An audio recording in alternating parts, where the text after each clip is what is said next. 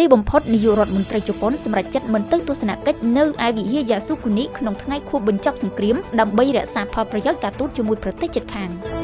យោងតាមការចុះផ្សាយរបស់សារព័ត៌មានជប៉ុន Mainichi Shimbun នៅថ្ងៃទី 12 ខែសីហាបានឲ្យដឹងថាដំណាក់កាលសម្រេចសម្រួលចុងក្រោយគឺនាយករដ្ឋមន្ត្រីជប៉ុនលោកស្រី Takaichi នឹងមិនអញ្ជើញទៅទស្សនកិច្ចនិងគោរពវិញ្ញាណក្ខន្ធនៅទីសក្ការៈបូជាវិហារយ៉ាស៊ូគូនីដែលក្រុងនឹងធ្វើឡើងនៅថ្ងៃទី 15 ខែសីហាខាងមុខនេះដែលជាថ្ងៃខួបបញ្ចប់សង្គ្រាមលោកលើកទី 2 នោះទេការសម្រេចចិត្តដ៏លំបាកនេះត្រូវបានគេមើលឃើញថាជាជំហានយុទ្ធសាស្ត្រដ៏សំខាន់របស់ប្រមុខដឹកនាំជប៉ុនដើម្បីជៀសវាងកុំឲ្យមានការវិវត្តទៅជាវិបត្តិការទូតនិងបង្កស្នាមប្រឆាំងក្នុងទំនាក់ទំនងអន្តរជាតិជាពិសេសជាមួយប្រទេសកូរ៉េខាងត្បូងដែលកំពុងមានភាពលោកលើនឹងគ្នានិងប្រទេសចិនដែលកំពុងមានបញ្ហានឹងគ្នាដោយត្រជាក់សូមជម្រាបជូនផងដែរថាមុនពេលឡើងកាន់តំណែងជានាយករដ្ឋមន្ត្រីរួមទាំងក្នុងពេលកាន់តំណែងជារដ្ឋមន្ត្រីនិងជាថ្នាក់ដឹកនាំជាន់ខ្ពស់របស់គណៈបកកណ្ដាលអំណាចលោកស្រី Takaichi ធ្លាប់បានអញ្ជើញទៅទស្សនកិច្ចនិងគោរពវិញ្ញាណក្ខន្ធនៅទីសក្ការៈបូជាយ៉ាស៊ូគូនីជាប្រចាំក្នុងគម្រប់ខួបថ្ងៃបញ្ចប់សង្គ្រាមប៉ុន្តែក្រោយពេលឈានជើងចូលកាន់តំណែងជានាយករដ្ឋមន្ត្រីលោកស្រីបានសម្រេចចិត្តផ្អាកមិនទៅកន្លងមកសូម្បីតែក្នុងពិធីបុណ្យប្រចាំរដូវស្លឹកឈើជ្រូកកាលពីខែតុលាឆ្នាំមុន